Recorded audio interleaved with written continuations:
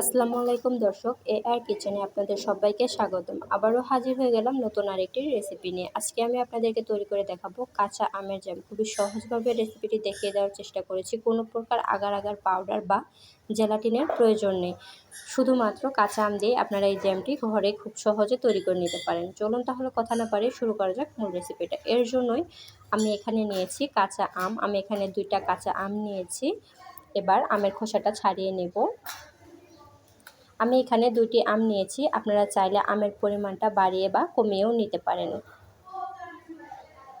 আপনারা যদি আমার চ্যানেলে নতুন হয়ে থাকেন, প্লিজ আমার চ্যানেলটি সাবস্ক্রাইব করতে ভুলবেন না। ভিডিওটি যদি কোথাও একটুখানি ভালো লেগে থাকে তাহলে একটি লাইক দিতেও ভুলবেন না। দেখতে পাচ্ছেন কথা বলতে বলতে আমার 2টি আমের খোসা ছাড়িয়ে নেওয়া হয়ে গিয়েছে। এবার আমি আমটাকে কেটে নেব। আমি আমার পছন্দ মতো আমটাকে কেটে নিচ্ছি। আপনারা চাইলে আপনাদের পছন্দ মতো আমটাকে কেটে নিতে পারেন। দেখতে পাচ্ছেন আমি এভাবে আমগুলোকে টুকরো করে কেটে নিচ্ছি। এটা তৈরি করা কিন্তু খুবই সহজ আর খুব অল্প সময়ে তৈরি করে নেওয়া যায়। তো আপনারা যদি আমার রেসিপি হুবহু ফলো করে বাসায় ট্রাই করেন তাহলে আপনাদের রেসিপিটিও হবে একদম পারফেক্ট। আর আমাদের যেন সকালের নাস্তায় বা বিকেলের নাস্তায় জ্যাম ছাড়া চলেই না। তো নিজের হাতে জ্যাম যদি তৈরি করে আমরা খাই সেটার অনুভূতি কিন্তু অন্যরকম। দেখতে পাচ্ছেন কথা বলতে বলতে আমার সবগুলো আম কেটে নেওয়া হয়ে গিয়েছে। এবার ভালোভাবে ধুয়ে পরিষ্কার করে একটি প্যানে নিয়ে নিচ্ছি। আমি এখানে 2টা আম ব্যবহার করেছি। এর জন্য 2 কাপের একটু বেশি পানি দিব। খুব বেশি পানি দেওয়া যাবে না। দেখতে পাচ্ছেন আমি কতটুকু পানি দিয়ে দিলাম। আপনারা যদি আমের পরিমাণটা বাড়িয়ে নেন তাহলে পানির পরিমাণটাও কিন্তু বাড়িয়ে নিতে হবে।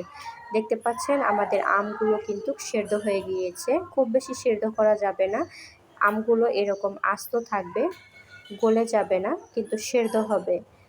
আমাদের এখানে আমের পানিটা লাগবে, আমটা লাগবে না। দেখতে পাচ্ছেন আমি একটি ছাঁকনির সাহায্যে ছেঁকে নিলাম। এবার মেপে নিব এখানে কতটুকু পানি হয়েছে। দেখতে পাচ্ছেন এখানে কিন্তু 1 কাপের একটু বেশি পানি হয়েছে। যতটুকু পানি হয়েছে সেম ততটুকুই আমরা চিনি নেব। এটা একটু মেপে নেওয়ার চেষ্টা করবেন। যে আমটি থাকবে সেই আমটি দিয়ে আপনারা চাইলে আমের শরবত বা আমসত্ত্বও তৈরি করে নিতে পারেন। এবার চুলাটাকে অন করে অনবরত নেড়ে চেড়ে এটা কিছুক্ষণ জাল করে নেব।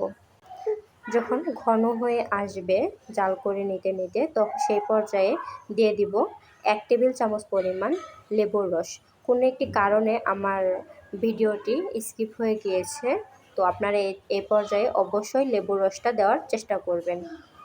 এতে করে অনেক দিন পর্যন্ত এই জ্যামটা সংরক্ষণ করতে পারবেন। আর আমি সামান্য পরিমাণ ফুড কালার দিয়ে নিলাম। যেহেতু আমি ভিডিও করছি এর জন্য সামান্য পরিমাণ কালারটা সুন্দর আসার জন্য আমি এখানে ফুড কালারটা দিয়ে দিয়েছি। তো আপনারা চাইলে কিন্তু স্কিপ করতে পারেন। এই পর্যায়ে আমি একটু চেক করে নেব যে এটা তৈরি হয়েছে কিনা। দেখতে পাচ্ছেন এরকম একতার হয়ে গেলে আপনারা চুলাটা অফ করে দিবেন। দিয়ে সঙ্গে সঙ্গে যে পাত্রে জ্যামটি সেট করতে চাচ্ছেন সেই পাত্রে ঢেলে নেবেন। খুব বেশি দেরি করবেন না। দেখতে পাচ্ছেন আমি সঙ্গে সঙ্গে ঢেলে নিয়েছি। আমি এখানে 2টি বাটিতে সেট করেছি। আমার 2টি আম দিয়ে এতটুকু পরিমাণ জ্যাম হয়েছে। এবার একটি চামচের সাহায্যে উপর থেকে ফেনাগুলোকে উঠিয়ে নিচ্ছি।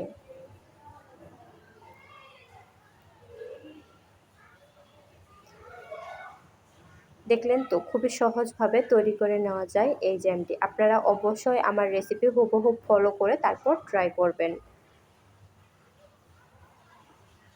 তো আজকের ভিডিওটি আপনাদের কাছে কেমন লেগেছে অবশ্যই কমেন্ট করে জানাবেন।